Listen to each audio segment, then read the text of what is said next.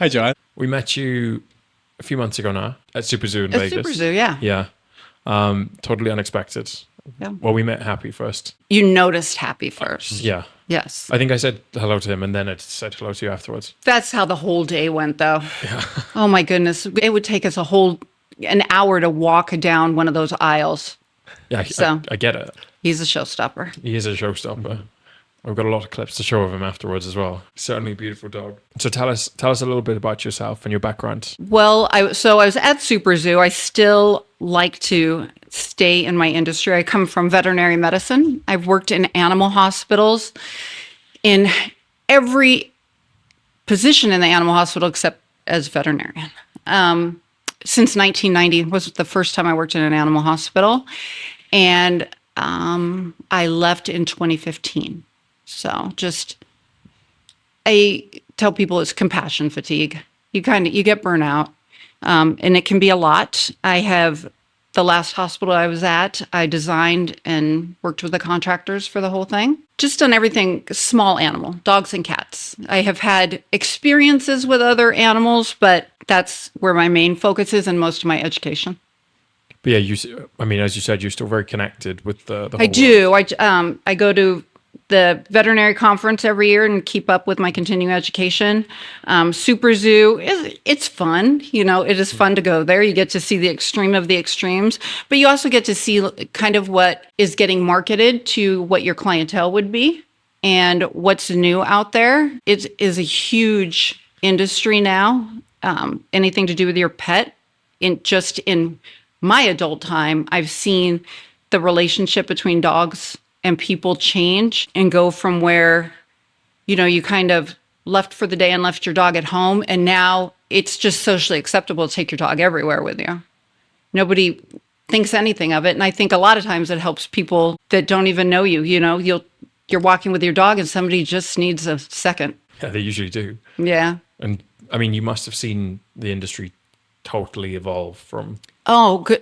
Some of the stuff that, a lot of the things that I've seen change is from just pain care that were done for dogs and cats. Cat pain care's really come a long way. But for dogs from the beginning where, okay, if they have surgery, we know they're in pain, to where now we're like, oh, well, his gait's a little bit different, so something's not right. And we have acupuncture and, laser therapy and all those kind of things that you can do for your dogs and cats now. I know we're going to talk mostly about dogs. But cats have a big place too. But it's just really evolved. And, back in the day, you fed your dog Purina puppy chow. And after that, whatever came next, that was on the shelf in the grocery store, to where now there's stores just specially built around what to feed your dog and how to care for your dog nutritionally. And it can be really confusing. And I don't think anybody has the intention of not doing what they think is best for their dog at the time. And some of it needs to be the start of an education, and some of it almost needs to be de-Googling them. You've watched too many videos about what you're supposed to be doing. Yeah, you'd like to think so, wouldn't you?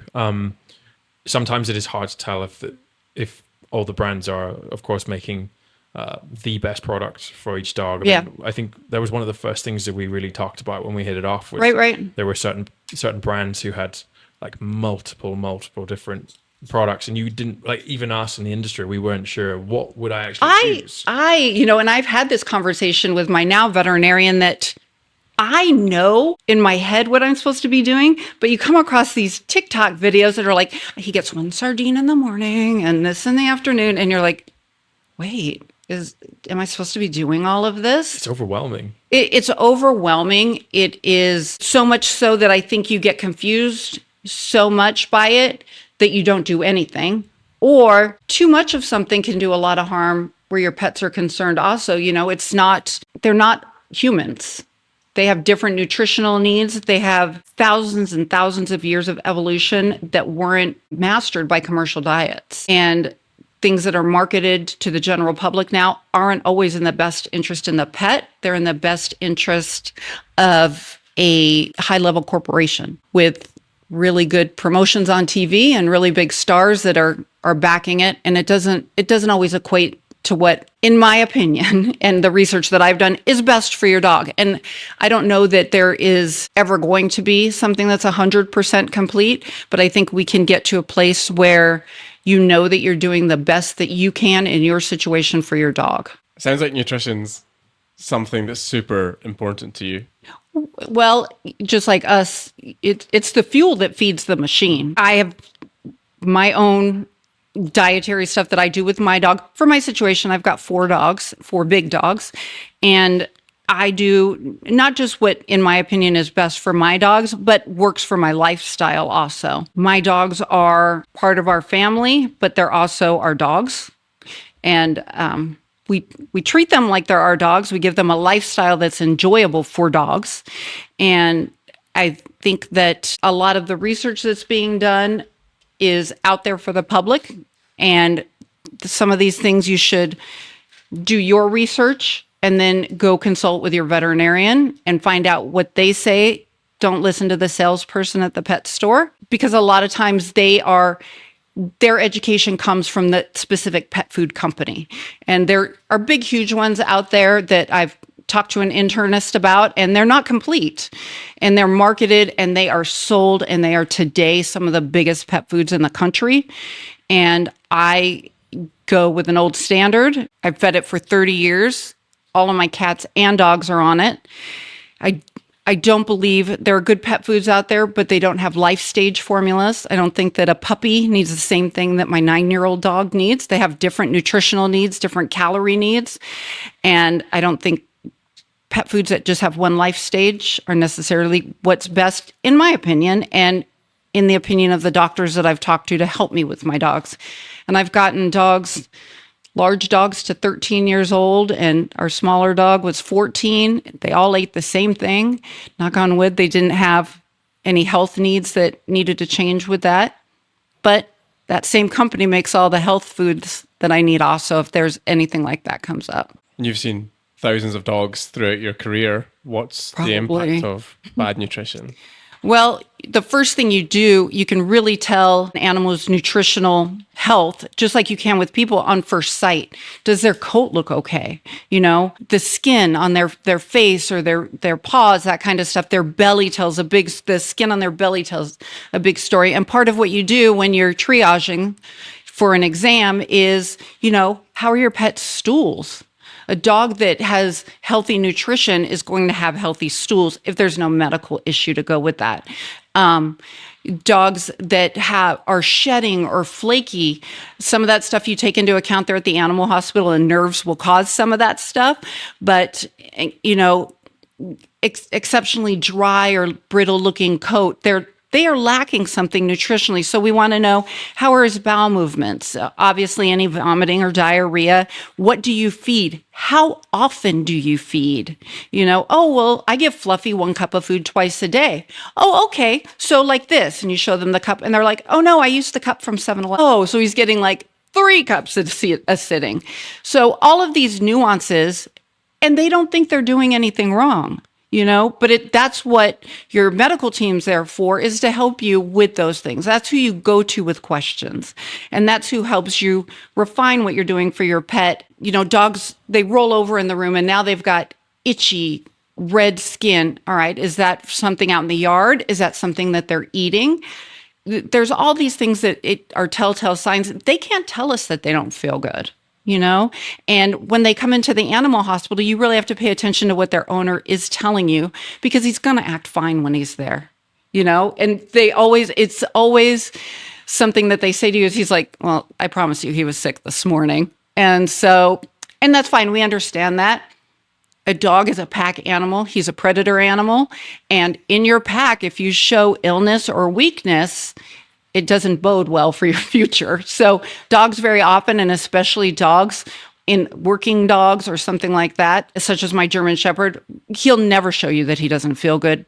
It's just not in his personality to do those sorts of things. And it's a sign of weakness for him. And as far as he knows, I don't know if he thinks we're dogs or he thinks he's a person, but he definitely thinks this is his whole pack. And yes, he's the alpha dog in the pack, but he knows that ultimately we're the alpha but he won't he won't show us that stuff. And I explained to you guys earlier, I noticed that he was just the slightest hesitation trying to get onto the couch the other night, and he's getting ready to turn 9. And I told my husband, there's things changing. So it's just those things when you're around your dog for long enough, you start to see those things. But if somebody is not asking you the right questions, then you're not going to even realize that that was an issue. So, and you'll find people, oh, his coat looks good. Oh yeah, I give him olive oil twice a day. Oh, well, that can be kind of hard on his pancreas sometimes. So there are things that just because it's good for a human doesn't mean that it's good for your dog. And it's definitely not good for a dog that hasn't had certain things introduced to them in the past. These are a lot of fascinating questions for owners to ask themselves about their dog. It is, yeah. And things that they wouldn't think of. And there are lots of, as you know, you go on Google and there's a million things to click on. There's several very reputable sites that even today I'll go on and I'll look and see what they have to say about it. And they are from the veterinary industry, but they're not for veterinarians. So they're made for the average person at home to understand. And it asks them questions that they can look at, and kind of, if it's a yes, you go here. If it's a no, let's go this way. And it's just when you find the right place to get medical advice and nutritional advice for your pet, then they'll walk you through that. It shouldn't be this hard decision that you have to make on your own. And at the end of the day, the thing, people come to me with all sorts of things. My thing at the end of the day is, above all, do no harm. All right, let's give it to him. It's not going to hurt him, And if we see some improvement, then good. There's all sorts of life constraints, from older people's ability to get their items in the house, which now with all of the DoorDash and all that, it's a lot easier, but it's hard for them to get those things. Sometimes it's hard for them to understand what they may need. Young people who it's their first dog, so mom and dad always took care of the dog and they're not really sure what to do. You have to work with those people. You have to educate them. You have to let them know that what they're doing is okay. And if you only have this budget for your dog, these are the things that are most important. I always try to give people options, A, B, and C. A being 5-star. If I could do everything for my dog, this is what I'm doing. C is like, this is what we're going to do. It's good. It's good. And then when you're able to, we'll add in some of the other things. But everybody wants to do what's best for their dog and their cat. And you just have to find where that happy medium is for people. And they'll meet you there. And then when they see the results, they'll trust you there. So it's fun. I miss it. But then I go back in to take my dogs and I'm like, I'm going home and you're not. You talked about your German Shepherd and how you noticed maybe some mobility issues. Yeah. If you had someone come into the clinic with similar problems, what would be some of the first things that you'd be telling them to do? So when we talk about this stuff, I'm only going to talk about plan A. Okay, because plan B and C, there's options for that. But let's talk about plan A. So, and I think if you want to add as well, what would you say to them before these problems start? Because for German Shepherds, for example, we know that those back legs are going to be hurting. So you're going to talk to my husband later, and he's retired law enforcement, and we met through the animal hospital. And it was very hard to get my ideas through to police officers who, they love their partner, but he's also a tool to get the job done. It's usually the wife who is like babying over their working dog. And as long as he's good to go in the morning, they want what's best for him, but they're men. And okay. To me, it was always keeping Dude's body strong. Ever since he was a puppy, we've never exercised Dude on hard surfaces, especially as a puppy. Large breed dogs have big spaces in between their bones, and that constant pressure of exercising them on hard surfaces and stuff like that. You see people jogging with their dogs and that sort of stuff down the sidewalk, and it's just ultimately not what's best for him. Dude doesn't play fetch. He can play fetch if we're rolling the ball. I don't want Dude jumping in the air and twisting his back and doing those sorts of things. The best thing we've done for Dude exercise-wise, all of our dogs, is they swim. Swim is their strength training. It keeps their joints healthy, their muscles big, and they're able to really stretch out all those muscles and swim very well. The other thing, nutritionally, dude's always been at an optimum weight. And it's kind of hard with him, with working dogs, especially Dude. He always has something more important than eating. Where are you going? Why aren't you here? I got to go find him. You really have to sit down and have your coffee, or Dude's not going to eat. He's going to follow you around. It's just not high on his priority list. So he's never been prone to being overweight. The golden retriever, on the other hand, if it's not nailed down, he'll eat it. But so Dude, keeping him in an optimal weight, which for Dude is actually making sure he eats enough. And so with that, he eats a higher protein food than the other dogs do.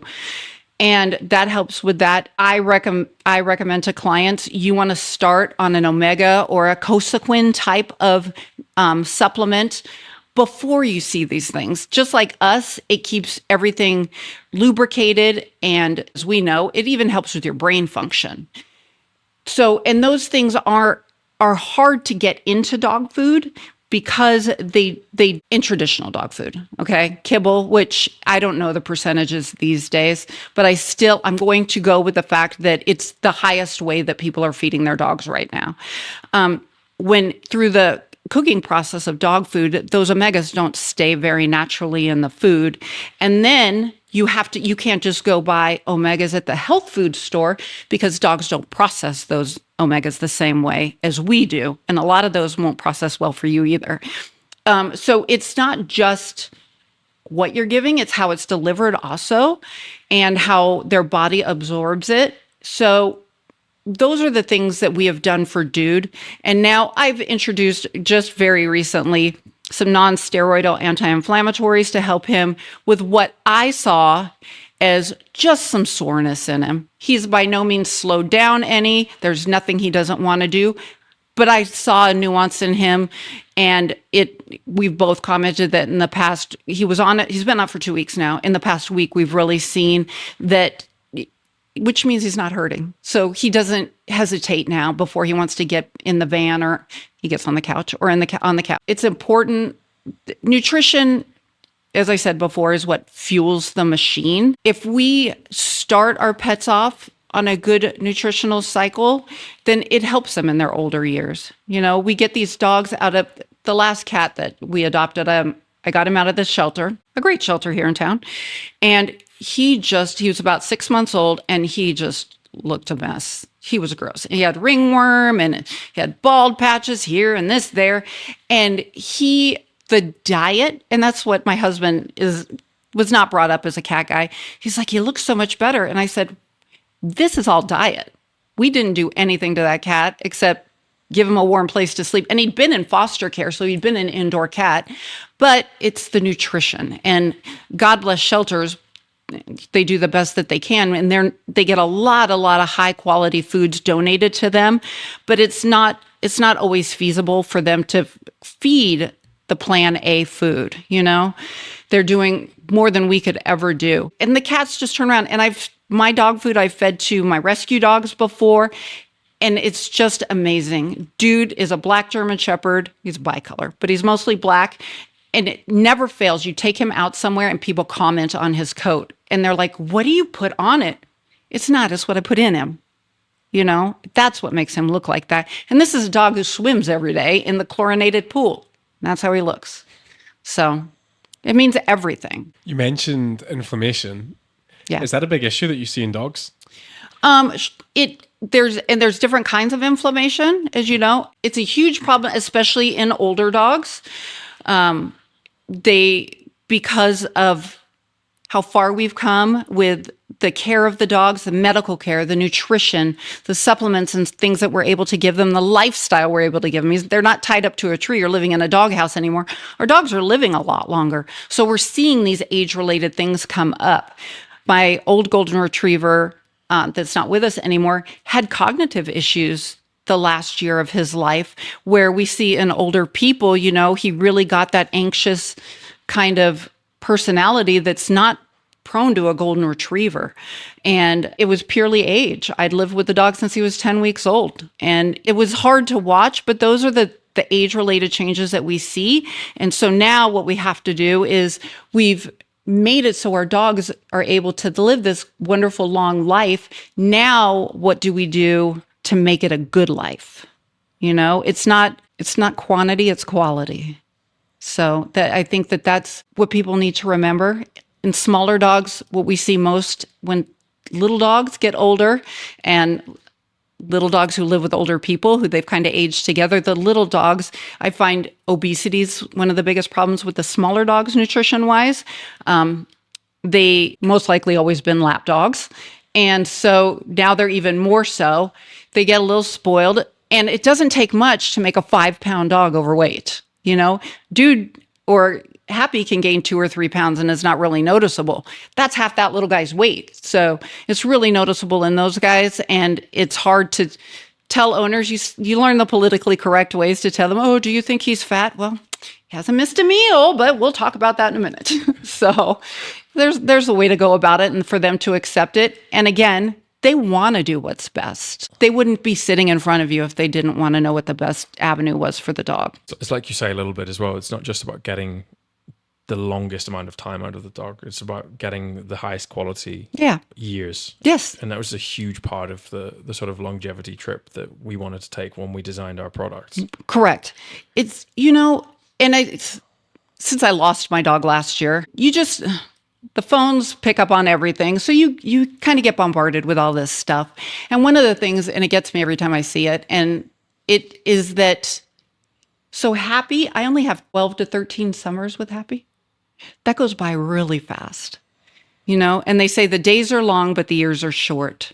So it's, everybody says, oh, I want to take him to the beach. We'll go next summer. Okay, then you only got 10 more after that. So it's something that you have to really, if this is going to be who you walk through this life with, you've been gifted this very special soul, and you look into their eyes and it's more than just a mammal sitting there looking at you. They can read our emotions. They can understand the tone of our voice. So I think we owe it to them to give them the absolute best care and best life that is afforded to us. I'd rather not go somewhere than miss out on something. And with my dog, and when Douglas, the age progressed very quickly at the end. And when that was happening, Emily will tell you, I just wanted to stay with Doug. And Doug didn't want to go anywhere because now he's anxious. And now trying for myself not to be anxious with him because he knows how I'm feeling and they get very connected to you.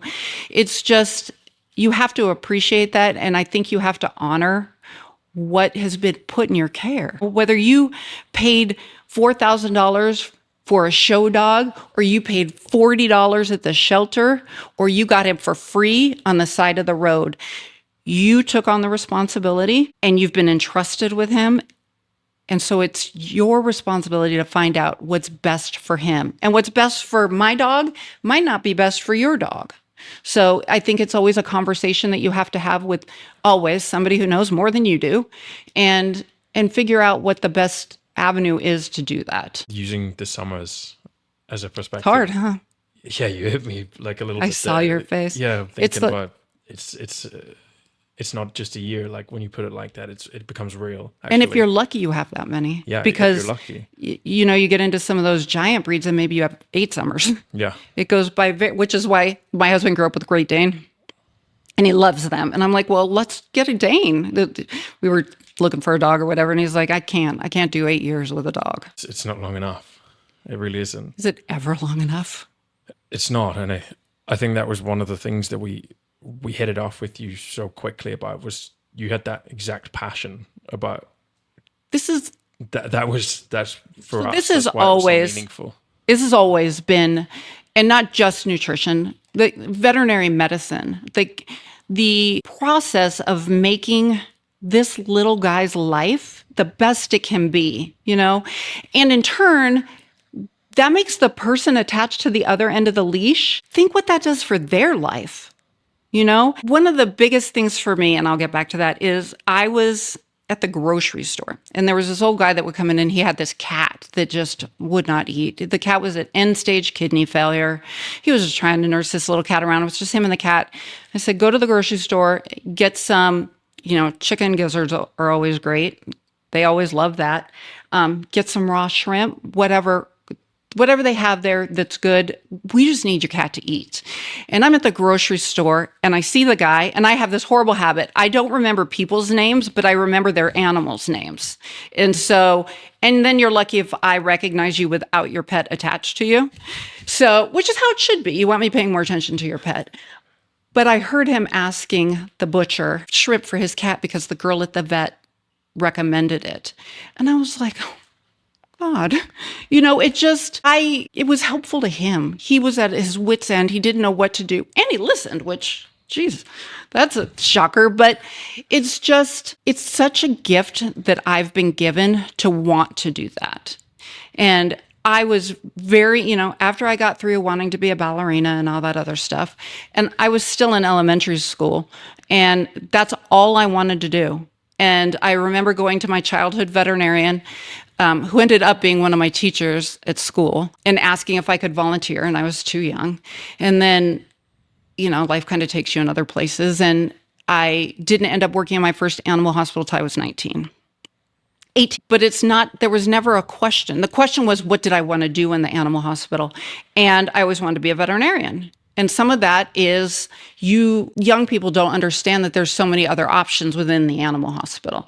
And as time has gone on, the people under the veterinarian have lots and lots more avenues for responsibility. So I'm doing my thing. I go to school, and then the vet's like, so are you going to go to vet school? And I said, no, I don't want to get woken up in the middle of the night, because back then you still called the vet who was on call in the middle of the night. I don't want to be responsible in surgery. It's boring in there anyway. I don't need to write prescriptions. Those are the only two things I can't do. I can't do surgery, I can't diagnose your pet, and I can't write prescriptions. Now, some of that has changed, and depending on the state, I was in veterinary medicine in Florida for a little while, and vet techs there can do some surgeries.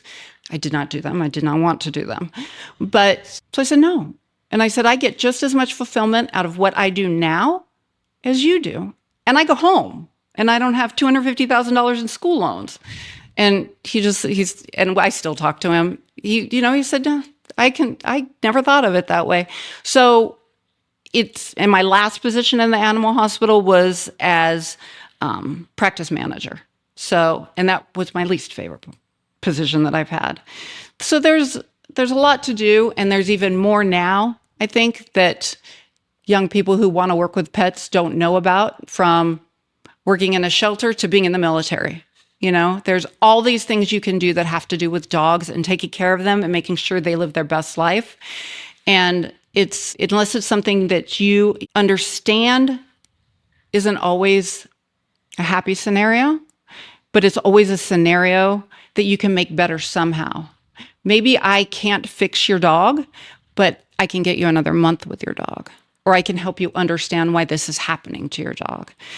And it's weird to say it's a calling, but I think the lucky people somehow just know where they're supposed to go. And I miss it a lot of times. And then it's very emotionally taxing, and it's exhausting. And also there are a lot of long hours. Emily will tell you. There are pets, the police dogs, some of the techs couldn't walk them or get them out of the kennels, and I'd have to go on Sunday. It was years before I could say, oh, I've done enough Christmases. Christmas is on you now. So the animal hospital is 24 hours a day, 7 days a week, whether their doors are unlocked or not. There's always something that has to be taken care of. And veterinarians wear a lot of hats, and their team members wear a lot of hats, from general practitioner to nutrition, to blood transfusions, to surgery, all that stuff. So there's a lot to do, and it's not just one species. So there's a lot asked of those people. So be nice to them.